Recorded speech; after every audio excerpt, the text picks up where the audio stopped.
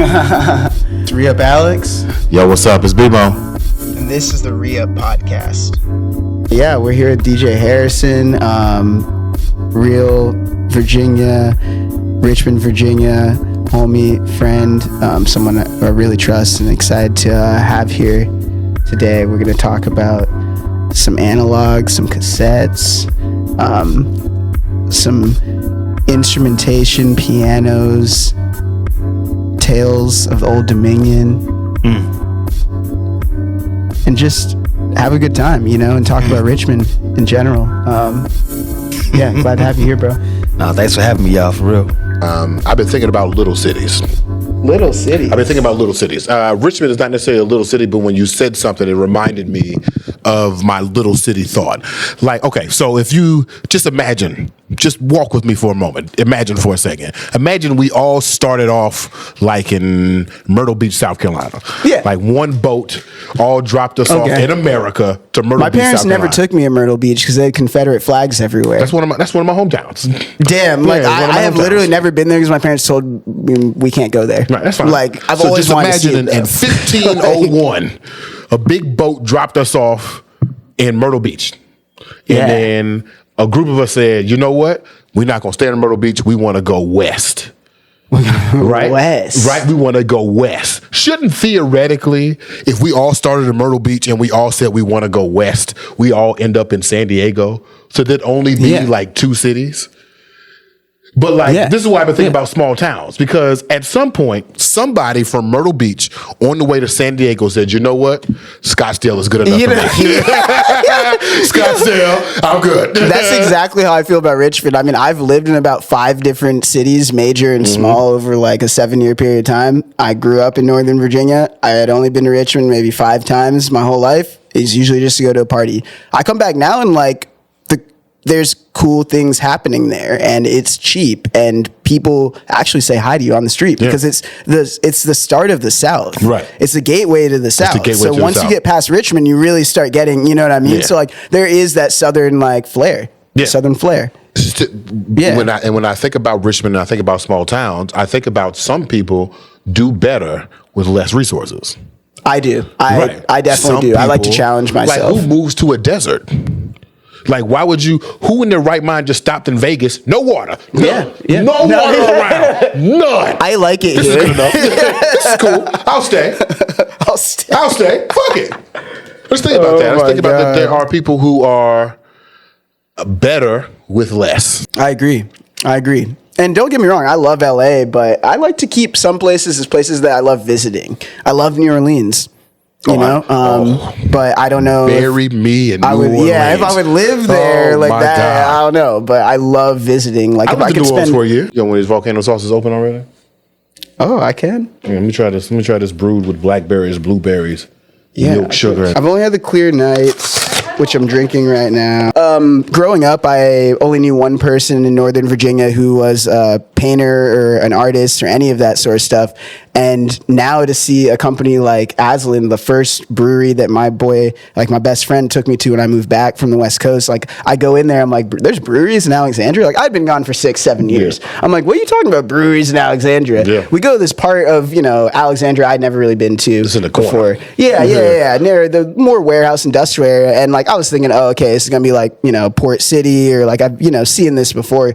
Come in, murals everywhere. And I was blown away from that aspect. And then I started, talking to the bartenders and, they were knowledgeable. On top of it, it's just I felt like no one was looking at me all funny, coming from Northern Virginia. Like growing up, that was a big thing for me. Like my mom always told me too, why is that person looking at us like that? Like, remember that type shit. And I went in there and I already felt like I was just the normal Nova head who I want to be. And that was really cool because I really do be going in places like ever and be like, there aren't that many black folk in Nova anymore. I've been to Aslan a couple of times. The vibe in there is beautiful. Yeah, I spent, it's not a long period of time, but I saved up to actually, when I was finishing the A-roll edit for Shade, that black snowboarding documentary, I had to go to Atlanta because I saved up for Airbnb, and I just finished the editing and treatment there. I just got an Airbnb, like a base. That's where I fucked up, a basement Airbnb. I didn't think about it in the beginning. I had like 3 hours of sunlight every day. It was fucked. It was a great space. There's a whole basement, but yeah, that really helped me finish that. And I love Atlanta, man. But the only thing about Atlanta is and it's the same thing with Richmond. The roads are so bad, bro. Like, I don't even understand how people drive low profile cars, like the Challengers and shit. Yeah, nah. Oh my, they do though, and there's no way around the potholes, bro. Like, it's crazy out there. And there's I did experience, because I was in I'll give you 3 minutes before you start talking about traffic patterns. I feel it coming. Go ahead. Yeah, I know. Go ahead. I feel it coming. This other part is actually interesting. And another thing that does happen in Richmond as well is I think it's called a food desert. Yeah. And it happened. I'm sure it happens in DC as well. Yeah. Southeast. It's only so, one grocery store now. Yeah, you go to, the start of it is you go to your neighborhood grocery store, you go to the Kroger or whatever, or Walmart or wherever people are buying Safeway. Safeway, they seem to have their shit together for some reason. I don't know why. But my example is Kroger, right? You go to a Kroger past 5, 6 p.m. and the actual establishment doesn't have as much money as you would think, in other richer neighborhoods as a grocery store compared to other ones. So with that said, yeah, I know. So this usually happens in, more lesser neighborhoods. You go past 5, 6 p.m., all of the essential goods are gone, because that's all they're mainly supplying. There's not that much random fancy Whole Foods type shit. Yeah. So it's there's no potatoes, there's no milk, there's no water bottles, packs of water bottels. There's no, after a certain period of point in time every day. Whoa. It's crazy, bro. It's a real, I have friends who could weigh in on it better, because they're actually deal with food equity and resources in the government, and I will probably go back and ask them and add more facts to that, because it is an important thing to talk about, and I've been told. But now I'm aware of food crazy, deserts, bro. as far as lack of grocery stores. What I hadn't heard is you say oh, the grocery store that you can't go to, ain't shit in there. Yeah, ain't shit in what there. What you going for? That is, we're both saying parts of the food desert. Yeah. There's a few different portions. That's crazy. Of it. Yeah, it's crazy, man. I'm a skater build. I have a skater build. I don't know what that means. I don't know what that means. I look like I should be doing action sports. You know what him? He's a skater build? Yeah. I look. So what build I got then? What build I got? Explain objectify me, Alex. I'm ready. What kind of build do you have? You have I know what the gay men call me. You have, which is hilarious, by the way, a Gunna after jail build. Because you see when they did the cloning of him, and they brought out Gunna 2.0. Yeah. I'm Gunna 2.0. Yeah, Gunna 2.0. Yeah. Cool. Stitch it to the streets, baby. I'm telling it all. Alex did it. But yeah, one thing I did want to talk about is kind of buzzwords, bro. My favorite buzzword that I'm trying to figure out always, but I love so much, is underground. What it doesn't mean to be underground. And of course, I'm usually talking about a music perspective, but there's underground rappers, underground even indie, rock bands, even people like Glass Beams or things like that, where it's they're underground but they're popping. So what is the definition of it, and when does it stop being underground in your opinion? Obviously when it comes to music, why is it's underground when it's popping? What makes it underground? And so when you say underground, I think Underground Railroad, because I'm just that black. Yeah, because I'm just that black. I'm sorry. So underground is a way of devaluing and dehumanizing. Yes. Your music isn't underground. If you have an audience of people, then you're an artist. You're not an underground artist. The thing that makes you underground is this system that the record labels have created to make it seem like formal music only comes from these institutions. So if you're not coming from Sony, if you're not coming from Warner's Brother, then you're dehuman. Yeah, we talked about that on you're sub-earth even. Yeah, we were talking about that in a sense on the Dreamcast Mo and Flow interview. Exactly. Yeah, so if these people get to control what we all say about the legitimacy of a situation, these people must fall. Because there's nothing underground to me about UGK, although they call themselves the Underground Kings. Underground Kings. But when I was growing up, Bun B and Pimp C were gods. Not like figures that you only see in the nighttime, you only get 3 hours of light for. No, these were the most played, most understood, most loved artists of a generation. I don't fuck with the anything that indicates that you are sub what you should be. Because you're not. Yeah. I think that from the commercial perspective, or from the, I can't even say commercial. I'm sorry. No, you're good. Yeah, basically, the underground is used as a term in, my perspective of like the fans and the people making the music of like not commercial. Mm-hmm. So when I see artists performing at places that are owned by super commercial people, or sometimes even bigger stadiums and things like that, I would say they're getting out of the underground, but that doesn't mean that they're out of the underground. You can go in and out of the underground. For example, you can be a big artist and play at a coffee shop, and do that on like there are artists like Fred again would do something like that. They'll still humble the fans in a way because like they need to make money doing their big stadiums, but that doesn't mean that they're not opposed to connecting with the fans on a real level. Would be like, so from your perspective, is there something wrong? Not wrong. I'm not use that word because I don't actually believe in right and wrong. In your perspective, when you think about commercial music, is that the antithesis towards creation? Is that the opposite of what you think you should be doing as an artist? I think that there's a separation between pop and commercial. Because pop is not commercial? No, not all the time. Not all the time. It's difficult to make pop music. And it can, like, if you're putting it in like Willow's new shit. You heard Willow's new song? Yeah. Okay. Like, okay, a lot of artists can't sit down and make a pop song. This is true. You know what I mean? So it is a genre of its own. Then there's like commercial pop. Yeah. You know what I mean? That's a little different. Actually, like, obviously being pumped with the dollars, made for people to only like it because it's super catchy. You know what I mean? But they're like, people in music licensing will say, we need a pop hip hop song. So it is a genre and a commercialization depending on how you deliver it. Really, it's like you know what I mean? Like, it's like a greatest common denominator thing. Like, we just need a song that is hip hop, but is still popular, that everybody can attach themselves to. No. Because hip hop is best, in my opinion, when you're talking to a very particular subset. Like if you're drug rap, if you're a drug dealer and you rapping to other drug dealers, I love it.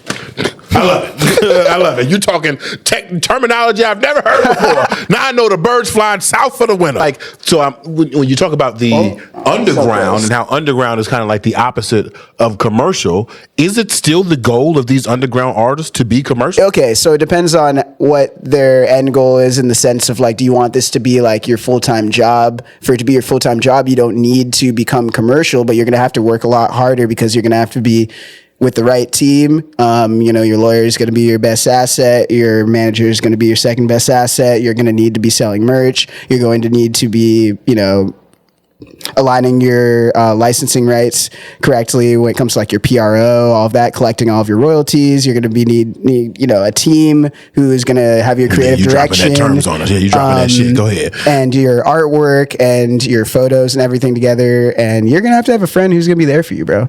So and that's only the tip of the iceberg. So it's like a lot of people don't want to do that heavy lifting. So I think that they shift to things that are more commercial. If you want to make it a job, if you want to make it sustainable, there's nothing wrong with it, but you can do it. Obviously, there's tons of examples of people, especially with rap. Like, I would argue anybody you've heard is successful in commercial originally rap. With rap, the way that people did everything that I said was with money, whether you got it illegally or legally, and not caring about what people thought about you at all. There's no canceling that can even happen with a lot of like how rap used to be, and what the basis of it is, because it was all about like, fuck you, fuck the government, fuck anyone who says you can't control anything. this. That's against what I'm trying to push here. Right.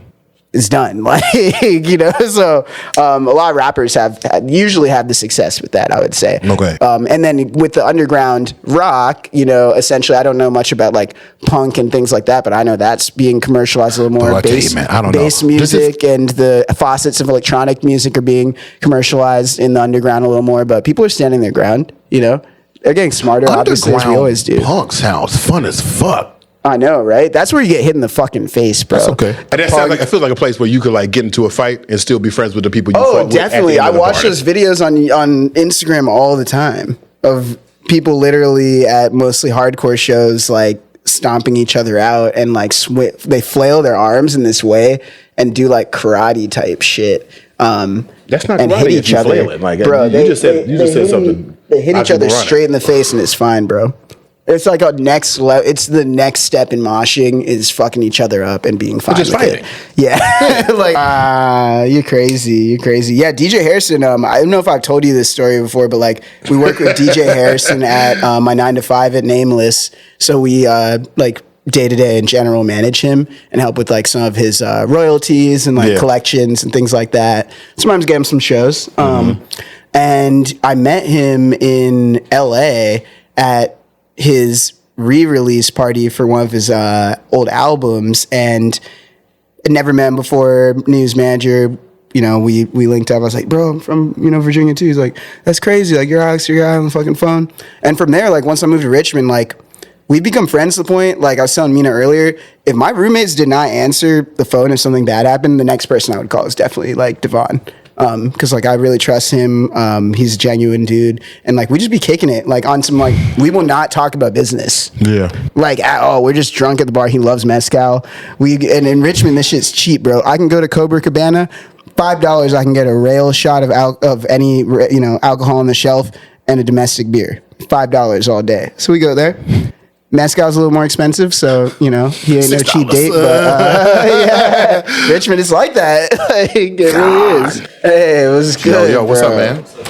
B-Mo. DJ, nice to meet you. Thanks for pulling up, man. Yeah. This is the man over here, though. This is the man over here, already, yeah. This is my guy. He's a real podcast legend over here, man. You keep saying that. Like, you're saying, like, I'm old. Like, I'm fucking No, that's not what I'm saying. Podcast legend, like some old... podcast, like, on a hill. Yeah, I feel you. That is how I see you, but not the old part. But, like, you're like a wizard. I got you. Yeah, man. How was the Blues Alley? Bro, it was lit, man. It was cool. Oh, you was at Blues Alley, bro? Yeah. The last past 2 nights I was playing with Nicholas Payton. There's me and Corey was up here. Yeah, Corey's bro. And Corey's the drummer from Butcher Brown. My band, Butcher Brown, band. Oh, I'm a fan of Butcher Brown. Oh, what? Oh, yeah, y'all worked with my man Michael Robinson on my on his song. That's my guy. We worked with him in the way back too, like early stages too. He came by the crib years ago. But bro, it was so crazy because Corey hit me last night before the show started, and it was like, "Yo, man, Kareem Riggers in town. He would slide through."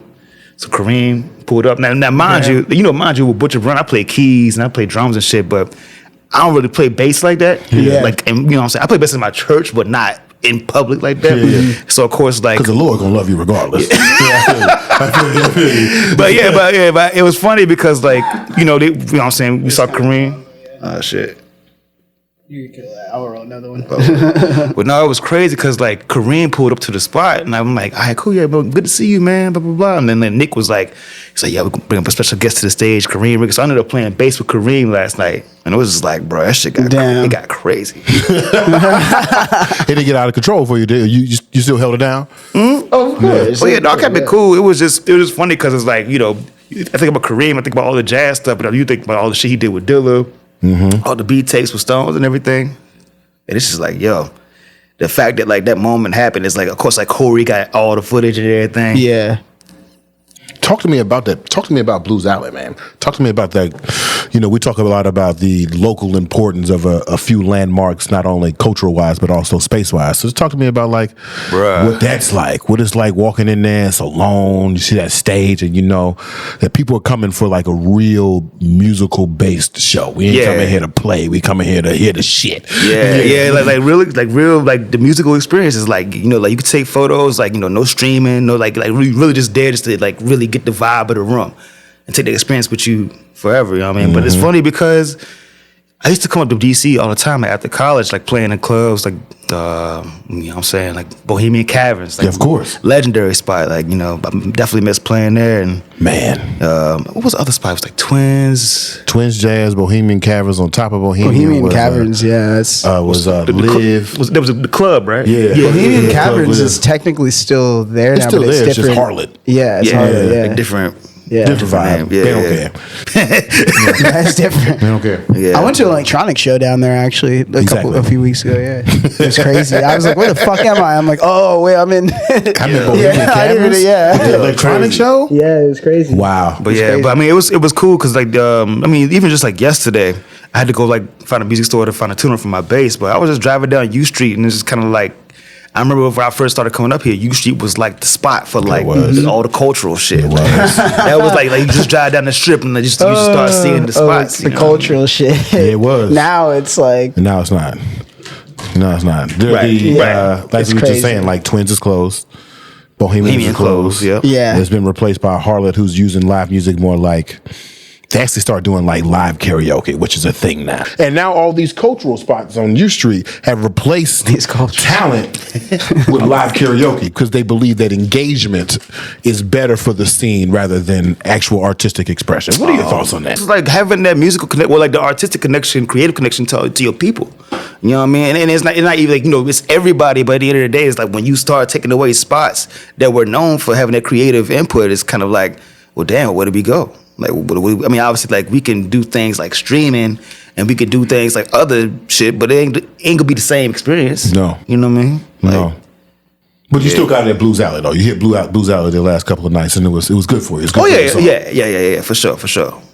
Yeah, But it was man. black as hell in there. Tell me about where you came from as you were coming from DC. I wanna hear those stories because as you're hitting your bowl, I like to say that I closed out the Black U Street.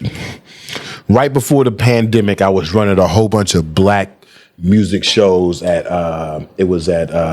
Bus Boys. Yeah, Bus at, Boys, yeah. Marvin's. That's a dope spot, yeah. and Marvin's. I heard about Bohemians. Bohemian, and at yeah. the, These are what's the all- deli called now? Capo. Oh, Capo, At yeah, Capo. yeah. So I was They have running live electronic music shows there shots out of too now. Amsterdam Yeah. too. I was running live music out of there, and then one day I got replaced by So Far Sounds, and then So Far Sounds So got Far's replaced. terrible. I'm by not even gonna get karaoke. into So Far, It's bro. the Walmart of live music, man. Don't get No, I'm not trying to get no enemies, but anyways,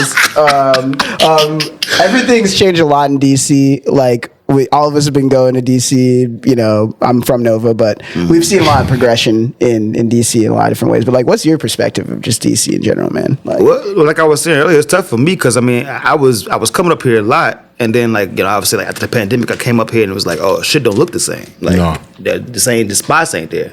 But I mean, like you can even get in like a deeper level. Like even like where I'm from, Richmond, it's like a lot of times it's, you know, you have venues that are, you know, open to like do certain things, but it's also kind of hard to find people to find a cultural center because everything has gotten watered down. Like it's easier to hire the DJ versus the live band, even though if the live band is kicking, you know what I'm yeah. saying? If it's hidden, it's kind of like that's a real like experience. It goes back on some African drum circle shit. Like when you actually hear the drums, you see the people like the human shit going into the music. You take that with you. Yeah. You know? I'm not saying the DJ is not capable of that. I'm just saying that it's kind of hard to find spots these days that allow that expression. Right, I agree with you. No, I with you. I agree. There is the reason I'm grinning so much is that we've been having a silent debate about the musicality of electronic music, especially these DJs. And to hear you say the replacement of live bands by this electronic music leaves out a little bit of the cultural experience. Now, I don't want to tear down the DJs, but I do want to talk about the importance of musicality in these spaces. And what do you think is the consequence of replacing that human activity with, you know, I hate to be, but like just replicators? What is it like? What do you think we're missing as a society, as a demographic of people who ingest art? What does taking live music away do to our ability to hear? I feel like, I mean, either way is just, I think whether you're doing electronic music, you DJ, you spinning, or you playing in a band or whatever, I feel like just appreciation for the lineage. Yeah. And like what it took for people to build that. Like back in the day, like you couldn't spin anywhere unless you had a crate of records and a mixer. And you had to make sure your blends was tight. And it's just it not to like you said, not to tear down DJs. Won't tear down. Yeah, easy, yeah, for sure. But it's kind of like a lot of times it just seems like the appreciation for the craft is like not diminished, but it's kind of slowly like fading out in the sense of like we all have access to technology, which makes it easy for us to be like, oh, I can put these playlists together, I can do this, and then that makes me that makes me.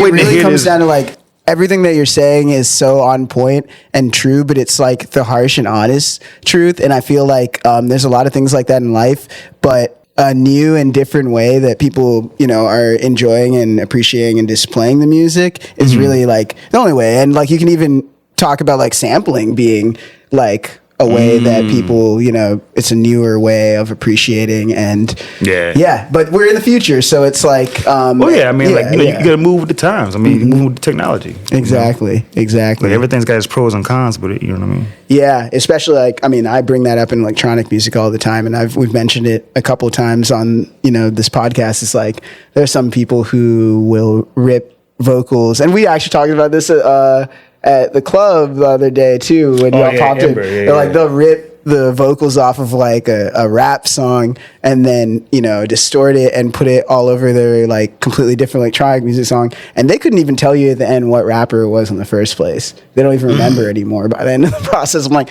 that's appropriation at that point. Right. Like, yeah, I really don't. Oh, it is, ain't it? No, I never, you know. I hadn't thought about that. It is, though. Yeah, you take something, strip its full identity. And then you even forgot that you can't even trace back where it came from. That is appropriation.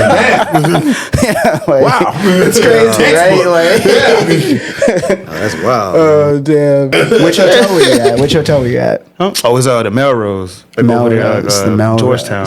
Oh, in Georgetown. Damn. Yeah, Georgetown. That place has become a huge mess. Like, it used to be a place where, like, when I was younger, that we would actually go and hang out. Maybe, and like we couldn't, you know, obviously we knew that everything was more expensive and we wouldn't even really be able to buy, you know, nothing. But now when I go there, it's become like inaccessible. Like it's literally like fucking literally Melrose Avenue or like Beverly Hills type shit. In LA. In LA. Like it's on that. It's like Williamsburg, New York type. Like I can't be That's here. a great call out because it is. Yeah, like it is. Like we used to go over to Georgetown to just do a little shopping before the party. Yeah. You know what I mean? Yeah. And they had some affordable shit over there. All the affordable shit is gone. It's all gone. The only thing over there is the expensive ass shoe store. And the shoe store. I was just gonna say, what is it called? The one where you go through the jewelry store and then you're in the shoe store. What's the streetwear store? Which one is that? There's a streetwear store in DC. It's a speakeasy streetwear store. You just tell me about this. I've never heard of this motherfucker. Yeah, wait, I'll look it up because I'll definitely. I know about Major. It's Major, bro. It's Major. Major has a. Yeah, you go through the jewelry store. You know they moved. Oh yeah, In the front, they did have the jewelry. They had the jewelry store. Then you go through the jewelry store for 2012. Yeah, they moved the good times. Yeah, I don't go to Major because if I'm trying to buy like things like that, the best place would honestly be Richmond because the art, like VCU, is primarily, I would say, their best asset is their art school. And those kids, I mean, we get between the art school and then they have medical. the MCV, medical. medical. So they're very artsy people there who dump their shit at Buffalo Exchange. I did not know this. The Buffalo Exchange is popping in Richmond, bro. Like, there's crazy ass shit for cheap in Carytown. Yeah, really anything. You go to the flea markets, you're gonna get all the vintage and all of the even shoes, like dead stock shoes for cheaper. Yeah, because things are a little cheaper out there, and like there's an influx of art. You from Richmond? You like from Richmond? Yeah, I mean, like from the surrounding area, but I grew up there, like going to Richmond my whole life. Like it's like pretty much. Where are you specifically from? I was born in Petersburg, grew up in So not far from Chesterfield, Richmond. and then Not far, yeah. pretty much just made a short drive up 95. Yeah, it would be like saying I'm from DC, but I'm from Northern Virginia. No, I feel you you. wouldn't say Yeah. if you're from outside Richmond that you're from. Yeah. I know them southern I mean, cities. you can if you're somewhere else, but I see what you're saying. Yeah, Yeah, I mean, I lived like there. You are. I mean, I lived there for like 20 years at this point, but like, you know. So when you were coming to DC, you were coming from this artistic place that is Richmond, this place that I don't. You got to tell me more about Richmond. You got to tell me more about the. This is a Richmond the musical episode, huh? tradition. Because I have no idea.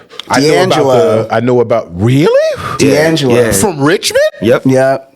You know, you could have told me D'Angelo was from nowhere, and I would have believed you. I guess. Richmond. You're right. He just appeared, Middle of nowhere type shit. I mean, like, you know, Yeah, tell me about the musical tradition that exists in Richmond. Because you know what I do know about Richmond. There was an open mic that was here, and there was at Richmond at the Versus. same time. Versus, and I know one of the founders passed, right? R.P. Lorna. Right, Yeah, exactly. yeah. I know it had a Yeah. huge impact. So I know there's something coming from Richmond. Give me a little. Yeah, give me I a little mean, taste. I mean, Do just you want a drink, by the way? huh? Oh no, I'm good. Yeah, I'm sure we got water too. Yeah. But yeah, You know, we got the Aslan beer. Yeah, Sponsored sponsored by. It's From Virginia, yeah. Oh, for real? Alexandria from my hometown. Oh, yeah. easy. Okay, for sure. Yeah, they're really supporting the Oh, my the shit. young hometown boy from Alexandria. So Yeah. I really appreciate that, man. That's just crazy. But yeah, tell me more, man. Musical tradition from Richmond versus was I know it was crazy up here. I knew hella musicians that would do both, and it was like a great opportunity to get in front of other musicians to sing this. So tell me about the Richmond thing. Well, I mean, it always had like a huge like punk rock scene, kind of like it's on some real underground shit. It's like I should mention it's the old capital of the Confederacy. Mm-hmm. So it's kind of like certain people think it's kind of where the South starts. Some people debate whether it's DC, Yeah. or if it's Carolina, or if obviously Virginia is in the middle of all that shit. But like, I mean, basically, just you think about like a huge influx of gospel music and a huge influx of from gospel you got like funk bands like Trestle. You got what's the dude named Major Harris? That's the song "Love Won't Let Me Wait." Okay. I think he based out of Richmond, and obviously you got a lot of the gospel cats when they play at church, but they also played like in the jam sessions like the verses, of course, and like the other things that was going on. There used to be a jam called the Roots Jam, and it was at this spot Black Iris, but it was hosted by this dude Black Calvin. Iris. Yeah, he was hosted by this dude Calvin Brown. Yeah. And like, Come on, Calvin. yeah, but I mean, like, he was kind of like a person that kind of like brought together like all different kinds of people in the scene in the city. So like, you got the rock dudes coming through, you got the folk artists coming through, but they also sitting in with gospel musicians, and you got rappers and spoken word and everything. So it's like and it's like a mixture of all that shit. And I mean, obviously, Mad Skills is there too, and it's like just Kind of blew my mind a little bit. well, yeah, I mean, A lot of people, man. yeah, I mean, like in a sense, it's just, I mean, you can look at it now too. I mean, just Mutant Academy, you know what I'm saying? Like Charged Up. Yeah. You know what I'm saying? Nicholas F. Nicholas F. Yeah, Mike Millions. Silk Money, which is one of my favorite underground rappers, who was part of Goth Money. That's wild. That's crazy. Yeah, I mean, these are the traditions. You're blowing my mind because like it wasn't until I got to DC that I saw that strong church musician influence on secular space. Like hearing it directly. Because that's the thing. It's like depending on what kind of church you go to, and depending on like how heavy they are with it. Some churches don't like you playing anything outside of it. Don't do none of that shit. Yeah. If you got the stained glass in Myrtle Beach, South Carolina, you got the stained glasses. You better not play no SWV in here. Out of here. Yeah. And it's called Divine Council. Is Silk Money's rap group with Icy Twat. Oh, who has okay. I've the seen it. song I've seen with it before. Andre 3000 because they made a song that was so crazy that Andre 3000 listened to and hopped on it. Icy Twat. Like without like, Yeah, like, like they like, didn't- unprovoked. Like, he was Yeah. like, I want to get on this. Yeah. Shit. Damn. It's crazy. I gotta peep that shit. That shit's crazy, man. But tell me more about the studio and Yellowstone, man. Like, I mean, Yellowstone is the crib. Like all the homies that I went to college with, it's basically just like we all lived together. And basically, like I had my studio that I was building down on my mom's crib during high school, like making tapes and shit. And so from there, we all moved in the crib together, and then it was kind of like, yo, like y'all cool with me having the studio like in the living room type shit. And so we moved in like this house, and what's that section? Randolph. You know where Randolph is? Like where that skate park and shit is at? Yeah. So like we moved in the house over there off of Georgia Avenue. And then we moved into the J-Stone house where I'm at now. And that was back in 2012. And basically it was just year. Yeah. Always comes up. Oh, for real? Yeah, 2012, man. It was a good year. Yeah, I mean, basically it was just kind of just like a space for me to have, I kind of been obsessed with learning how to make music and just like looking at a record and being like, yo, how the fuck do people make this? Yeah. Like, growing up, my dad was a radio DJ. He was doing like Magic 99. You know what I'm saying? Like, but back in like 89, like, you know what I'm saying? Late 80s, early 90s. Prime radio. Yeah. And he was getting off in the jazz in DC too. He was doing like some shit in DC, a lot of shit he was based in Petersburg. So he was getting the Richmond area on lock, but then he was doing stuff in 757 too, like down by the beach. Virginia Beach. Yeah, he had the whole route, huh? Yeah, but everything you need to hit. Yeah. Right. But basically, really. Yeah. And it's funny because basically like I found like a bunch of his like old work papers and shit. Yeah. And there's like one thing that was like, yo, if we find out you taking any more of these records, we gonna fire your ass. We know it's you. But those are the records I end up looking at when I was a kid. And then I was just like, yeah, bro, I still got his 45s. I got the OG version of You better cost me a job, bro. I mean, shit, I ain't telling him to take them. You sure didn't. but I mean, you talking about like OG versions of Don't Disturb This Groove, Eric B and Rakim, like Microphone Fiend, like Square Biz, Tina Marie. It's got stacks. And it's all his shit. Like his shit is like a separate crate. But I just kind of use the records as like research material. So basically, I learned the instruments. I learned I learned the instruments, learn how to record, engineer. Just kind of just think about it on that deep of a level to the point where I can make the records. Yeah. And you record all analog and cassettes, right? And primarily. Most of the time. Yeah. You a cassette man? Real to real too. I love tape. I would love to hear your theory on why cassettes. I have a very romantic reason. I want to see if my romance matches yours. Probably logic. I mean, I feel like at a certain point, it's just, for me, it was just nostalgia, bro. Like, it's like a certain compression, like a certain, even like you hit a little bit of hiss on top. And like, even like if you like leave your tape in the car for too long and the shit kind of get folded over and you hit a warp. It's like, it's that character in this shit. And it's like, it's to the point where my research is kind of going past that. Like, okay, well, 60s, 70s, and 80s, like everything's recorded to tape and pressed to record. Yeah. So even then, like I try to, I can record to, I use Cubase at the crib. I'm ancient. I still use Cubase or whatever. But for the most part, like I still dump shit to tape. I got, a bunch of 4-track cassettes. I got all the reel-to-reels. You seen this shit. Yeah. But it's I'd be over, you just be chopping up. Just cooking all the time. Just chilling.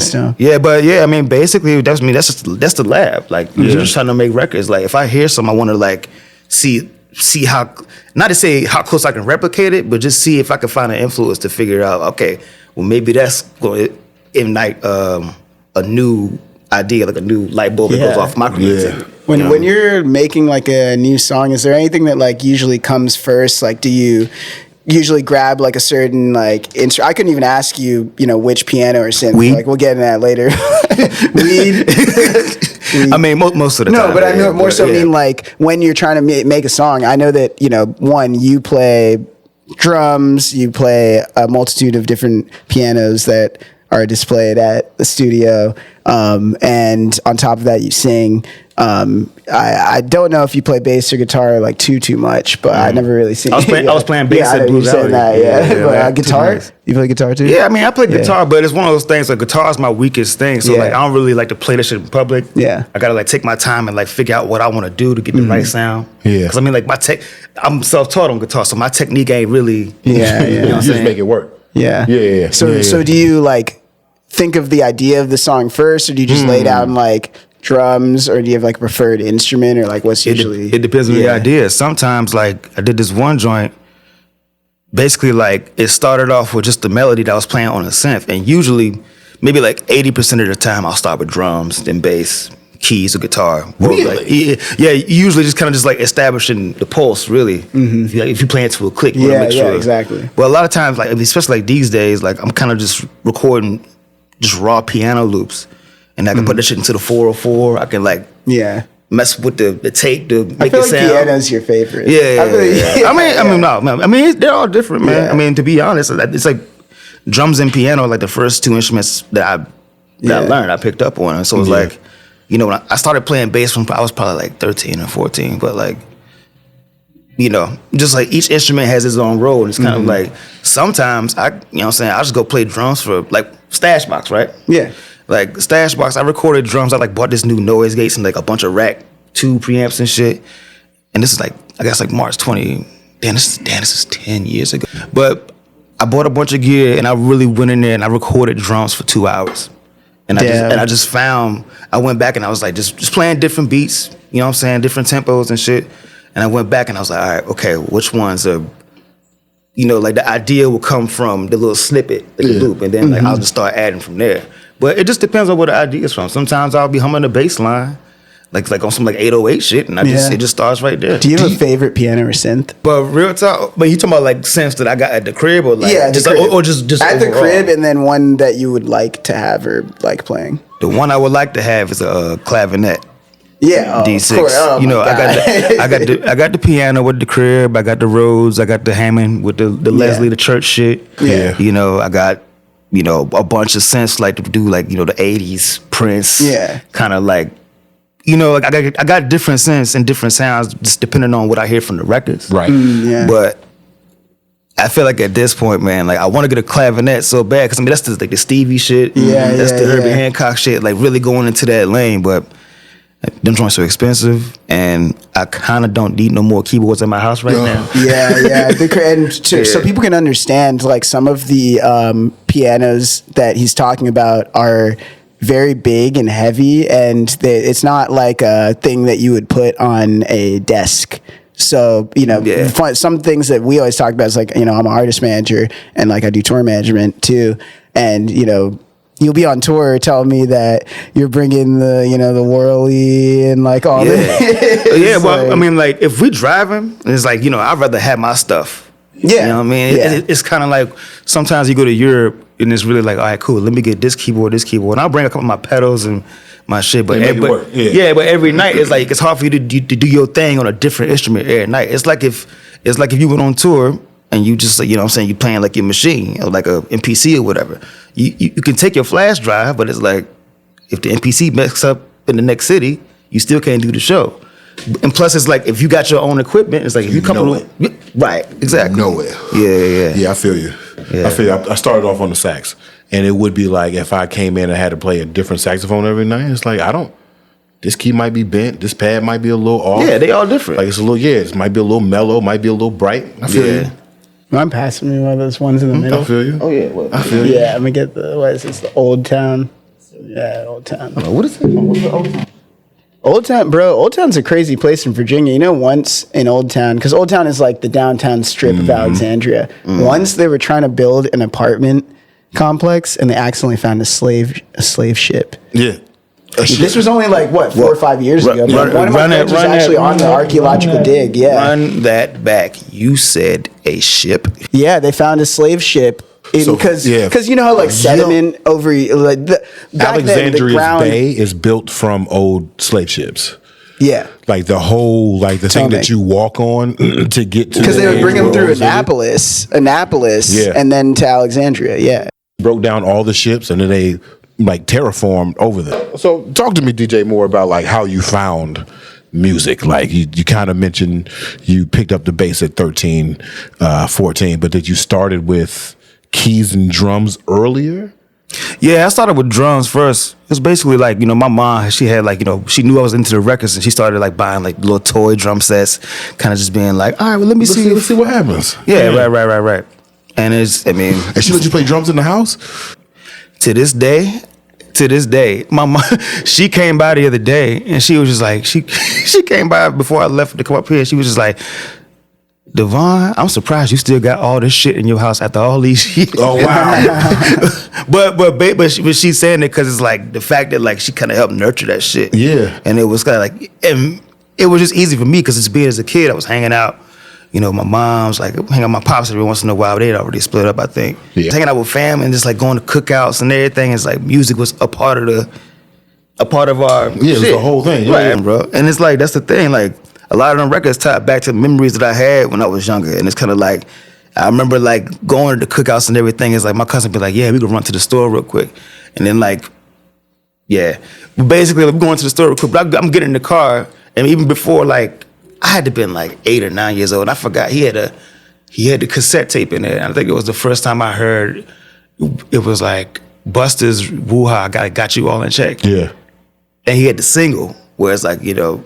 They keep going. Yeah. Well, bro, it was kind of, I was like, yo, like, that was kind of like hanging out with my cousins kind of introduced me to hip hop in a way. And it's like just, you know, but also hanging out with my mom, my aunts and uncles and shit. I was getting the old, of course, the soul shit too. And so the drums called you first after hearing all these things?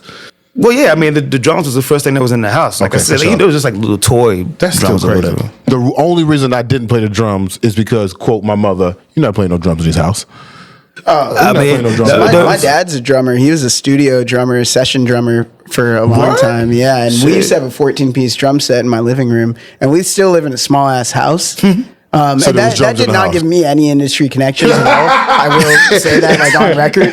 Like, this motherfucker don't play drums right now. Like, he could. He's so good that he could just, you know. Yeah, just slide up. We don't got no space for him in my house, so, you know. That's crazy. He loves that shit. You said 14-piece though. 14 is crazy. Oh my god. Neil Peart. Yeah. Right. I mean, don't get me wrong. You said Gretsch. That's bad. Exactly. I was Peart. Right. I was gonna say though, don't get me wrong. It was a couple of times where I was playing drums. My mom was like, "Cut that shit off right now. You done for the night." Same with my mom. You know what I mean? It was a couple of nights for sure. A couple of nights. So to tell me about the transition to piano, and I'm asking because I feel like piano and they're both percussion instruments technically. But I feel like they're very opposite of each other. One is more complex. It feels like might not be, correct me if I'm wrong, feels more heady. It feels more strategic. And drums feel more from the ancestors. I don't know. It feels more like you can practice, you know your rudiments, but like it's still a feel. But like piano is like, it feels like you gotta be smart. Yeah. Well, no, I mean, it's just me obviously like knowing all the notes and knowing the chords and knowing like just basic ways of getting around it. It's like knowing that shit is cool, but I also just started just learning songs by ear. And it's a lot of people that they can't tell you the note name for whatever, but like you sit them down at the piano and they just hear everything and start painting the most beautiful shit. You know what I mean? Yeah. And it's kind of like it worked out for me because I started learning by ear, and then later on when I got to take band classes and all that stuff in school, I started figuring out like, oh, so when I hear this, that's what this technical term is for this chord or whatever. That's a minor. Got it. Yeah. But basically, like, I mean, I got into piano just like I said, playing by ear, playing to the records. I had this a small like little toy keyboards, like a little Yamaha. Yep. Yamaha joint. Had like a little tape player in it. Yeah. And then you just like learning the keys from that, and just like starting to put songs together, and it just kind of happened. You went to VCU too for music school. Yeah, music school. And I think what I heard is, second, maybe first or second best thing to happen at VCU next to the medical school. That's what I heard. I would say that's what I heard. Yeah. But how was that? Like, was there any like influence? Well, obviously you learned a lot. Or like from VCU? Yeah. Oh, I mean, just really just meeting the community, just meeting all the people, meeting like, Butcher Brown and meeting, teachers and the people that played around the scene that kind of still doing their thing today. Yeah. And it's kind of like, it's like like a community aspect. Mm-hmm. And it's like I was saying earlier, like it's not really a lot of places to play in the city to be able to like, it's missing. Yeah, but at the end of the day, it's still like there's still that camaraderie, that community there because we all came up through like the hardships and shit together. Yeah, you know what I mean? Yeah. So, did Butcher Brown come together during your time at VCU and with like the studio and everything, or was it just like a random kind of like? Oh yeah, I mean, so basically, like, you know, by the time by the time I moved my studio up to the city I was living with Andrew and Keith. Keith is like the old guitar player from Butcher. We was living together at the time. And so I already knew Corey. I've known Corey since he was, I met him when I was 17, he was 15. And he was, I mean, even back then, he was nasty. Bro, like crazy. Like, but yeah, I mean, the thing with Butcher is like, you know, Corey would come down. He would either come from the beach or he would come down from New York. He was kind of like back and forth a lot, but he would come down to the crib and just stay, and we would just kind of just make beats and start recording shit together. And then we ended up doing like a collab with this producer from LA, and then that kind of became the group. And then basically like once he was kind of done with that situation, like with the production situation, it was like, yo, like this group is dope. Like we could be a band and make records and be producers and shit. Like let's get into it. And then so from there, you know, we started making little mixtapes at the crib.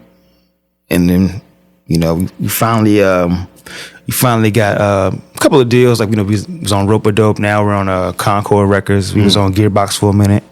And yeah, I mean, just the fact that like all that started from the living room. Yeah. Yeah. You know, and even going deeper to like the Stones Throw shit. Yeah. Like I wrote my music industry paper about how I wanted to remake samples like Mad Lib and Dilla and Doom and all that. Yeah. And how I wanted to be signed to Stones to do this shit. And I'm doing my 4th record with them right now.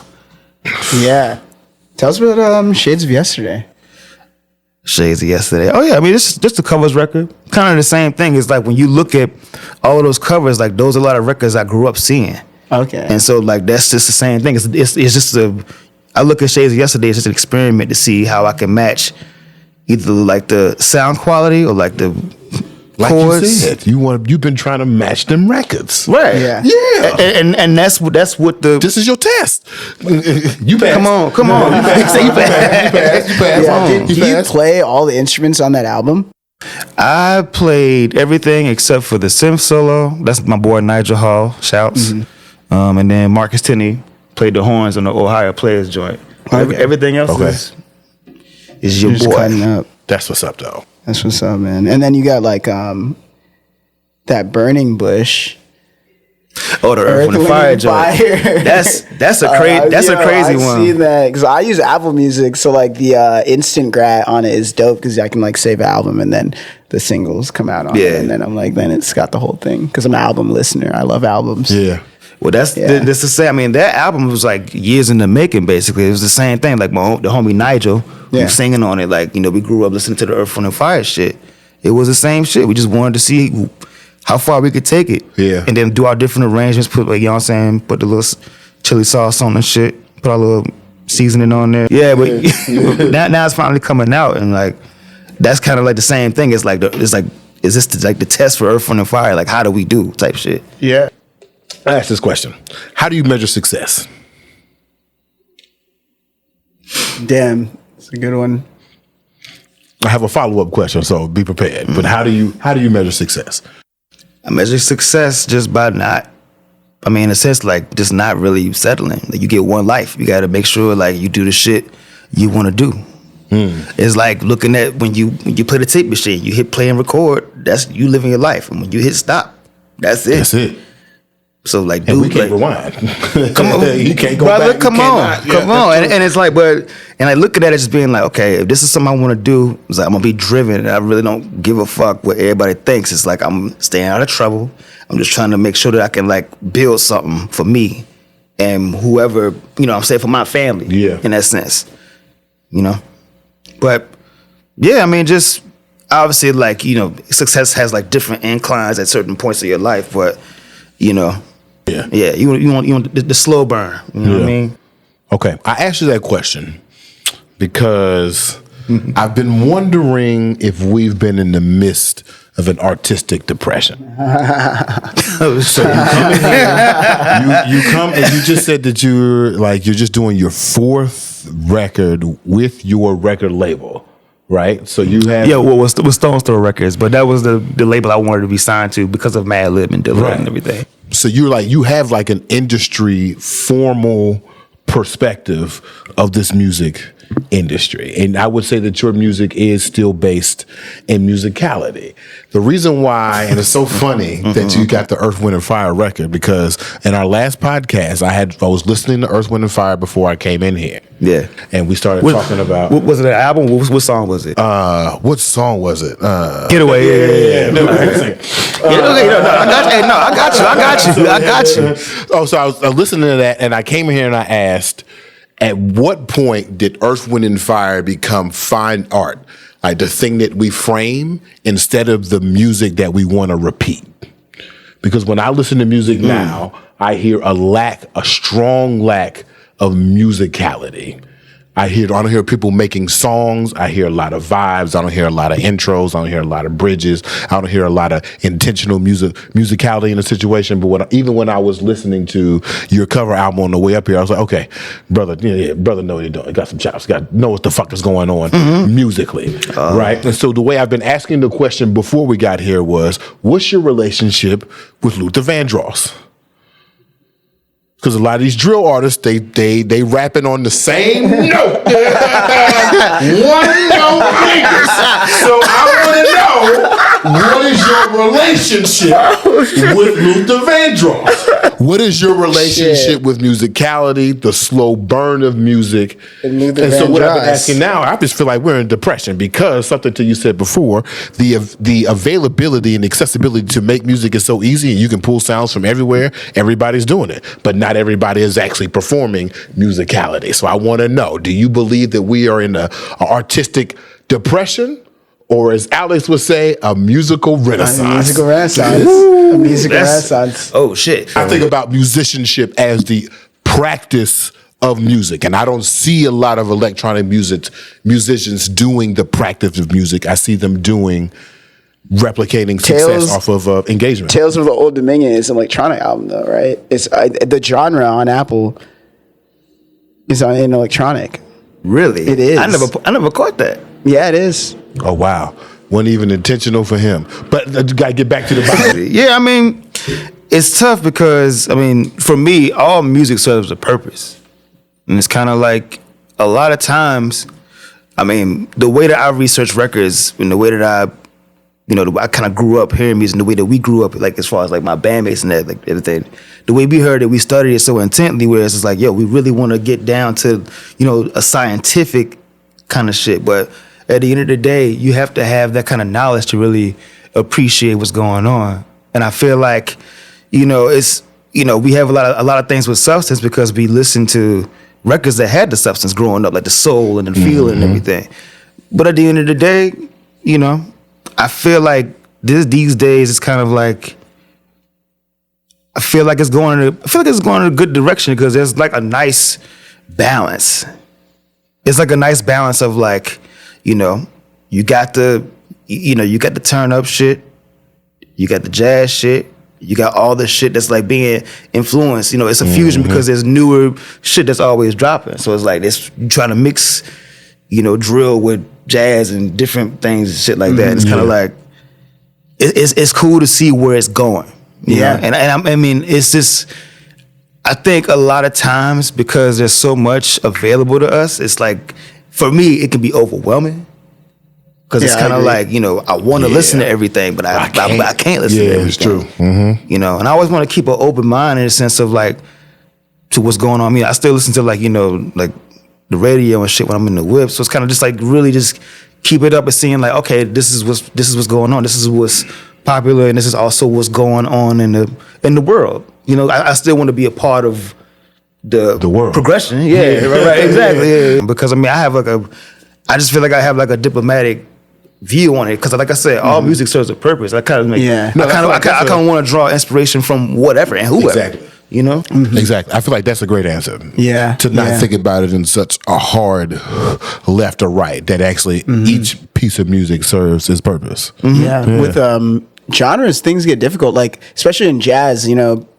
jazz are cats always are strict, man. Talking about like experimental jazz or jazz soul or like what do you kind of think of like even the genres like we were talking about earlier, like even putting things in electronic or like I know it's hard to put these things in a box. But with jazz, would you say that things like experimental jazz, work as genres, or if it's just like all free form in its own sense? Yeah, I mean, I think everything is experimental, and I think it's kind of one of those things where like it's music and whatever you created is just like a direct lineage of what's coming from you. It's not really like you can try to put a name on it, but at the end of the day, it's kind of like a lot of times like people need a certain label to try to see where they're, like I said, it's so much out there. They kind of need a label to see where they're going to manufacture their taste for the next playlist or whatever. You know what I mean? Yeah. But I don't know. That's it's just crazy. Just like I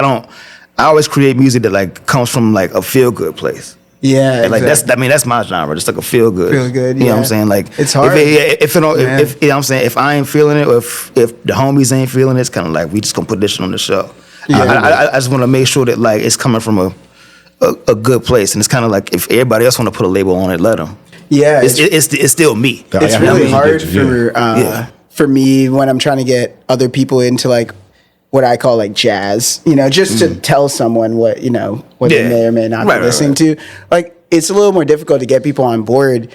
So sometimes I say experimental jazz or jazz soul, or like a lot of times I'll be like, oh yeah, it's like some UK jazz, or like, but I'm like trying to like sell it to them in the sense of like I love this music so much as like something that I found from honestly like Tom Misch and Yusuf Days and Alpha Mist. Got me into like, and then like some of the newer stuff. Monster and Brown. then I mean, as I always tell Devon, like the first song that I listened to from his is Hell on Earth, which is funny because it's just like so different from a lot of like the other stuff that I usually expect from you, and that's like one of my favorites. But that's the thing though. A lot of my records like they kind of go all over the place sometimes genre-wise because I listen to so many different kinds of music.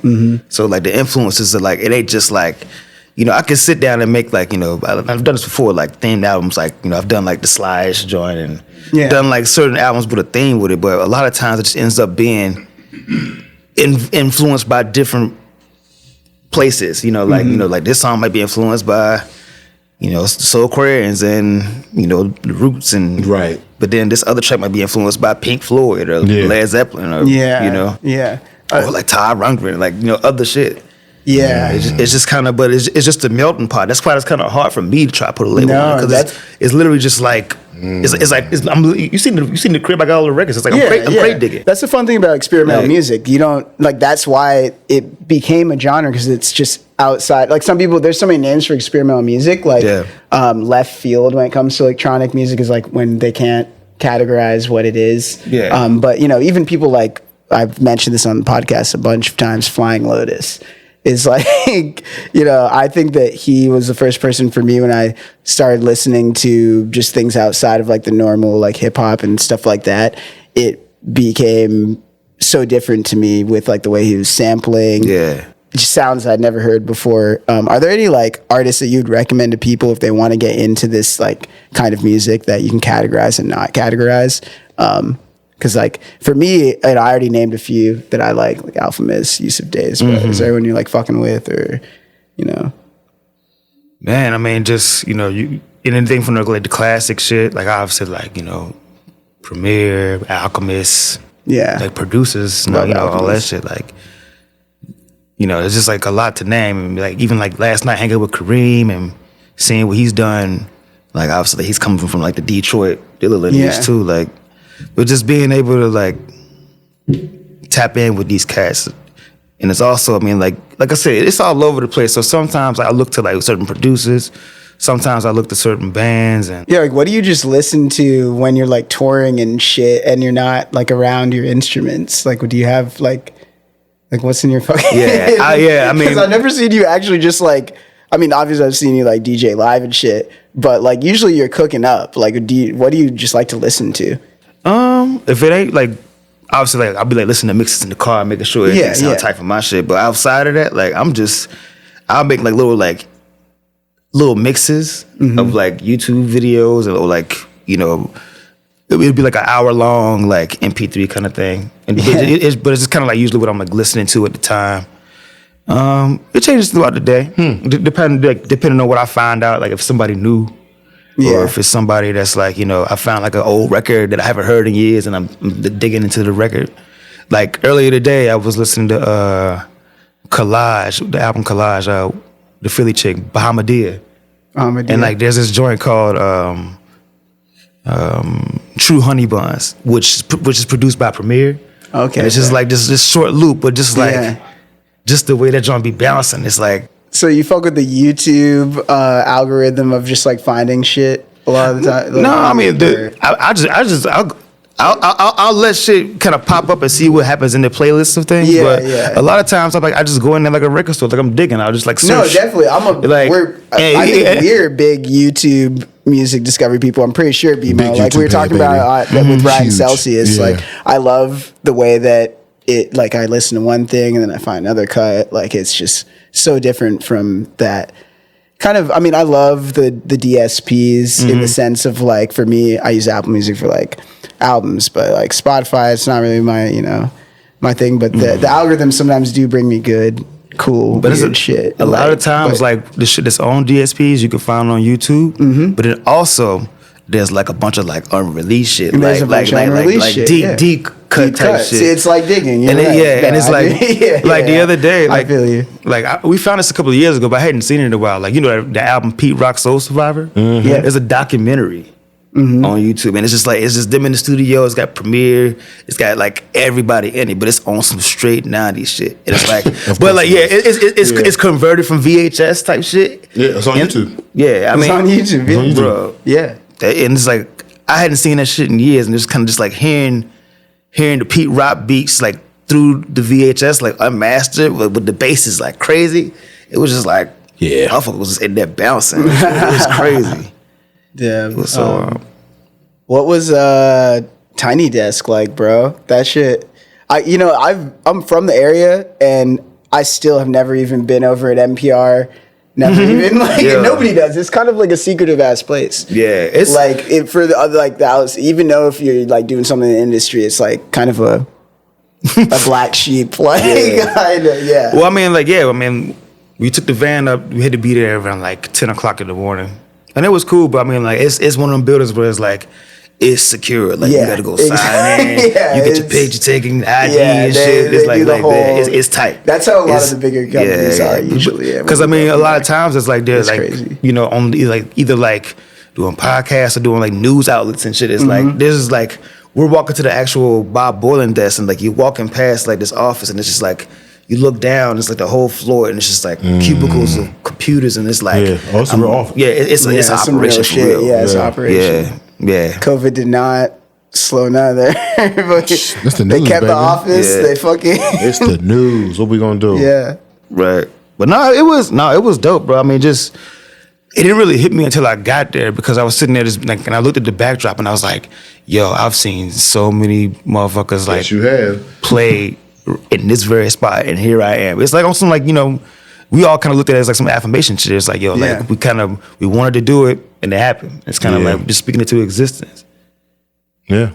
And you hit the Grammys too this year. What, like, bro? That's crazy. That was crazy. What's that like, bro? Like, I mean, first of all, to be nominated to work with like the Kurt Elling shit. Yeah. And like working with homies, like, you know, working with Corey and working with Charlie What was Hunter. the exact song that you were nominated? It was for the album. Whole album? The album that we worked on. Yeah, Okay, yeah. But basically, you know, like just same thing. Like security was tight, and it was. I gotta tell the story. So basically, like it's a Sunday, right? You know, we get the car service. Like we're all headed to the arena to like, you go pick up your tickets. Like your guests show up, and it's like, you know, I got my suit on and shit. Like, but this Sunday just happened to be like a rare LA occurrence where it was like monsoon rain, and it was like it was like weather advisory going off on the phone, like, you know, flooding, like stay in if you can type shit. And so we just hanging out the Grammys, and then Kurt and Corey just like, yo, we going to hit the red carpet. Yo, Devon, you got your tickets? Like, yeah, like, you know, I got my phone right here. Yeah, we good. So about to hit the red carpet and shit, and I guess I didn't have the right ticket in my app, and of course security was like, Nah. It's like, but then everybody was like, no, come on, man, he's with us. He's got his ticket right here. It's like, yeah, but it's not working. It's like, but you can check his name in the database. He's like, if he ain't got no real ticket, I can't let him in. You know, on some security. Yeah. Right. Which is cool. Shit. And then even the chick came up to me and saw my ticket. She was like, hey, he has his tickets. He just needs to go to the table right there where she's at. And like, you know, she got the headset on, like she's trying to help me out. He was like, if he ain't got no ticket, I can't let him in. No. So like, you know, now we walk in and we're gonna go to this other entrance, get my name printed off and this ticket and all that shit. We outside, like I said, it's outside, mind you, it's monsoon rain, right? Yeah. I'm in a fucking LA, suit. which is crazy. They've been having a lot of weather issues in LA for like the past year. It's been raining a lot there. Right, yeah, more than normal, I guess, yeah. Like, yeah. But bro, like, I mean, we finally got in. It was funny. By the time I got in, it was like I went and found my seat. I found Corey and I found everybody. And I walked in right as it's a sweep, the Killer Mike shit. Yeah. I walked in to like see that. I was like, okay, well, Killer Mike just won. I guess he won them all. Yeah. Okay, he just won. So the lady helped you. She made sure you. Oh yeah. We was all good. It took a minute. But it was. That'd be of course. LA right. Grammys. They have to. Oh yeah. Performatively, they have to. If they don't, then everyone's gonna just rush that shit. Yeah, you know who I am because there's too many people. You know who I am. No. Oh yeah. They have to. I would never. You know what I mean? Like I would never do that. It would be too crazy. Like, but it was crazy just walking in and seeing that. We got the announcement. I think who was it that won the category we got nominated for? It was Michelle Ndegochelo. She won, and basically like.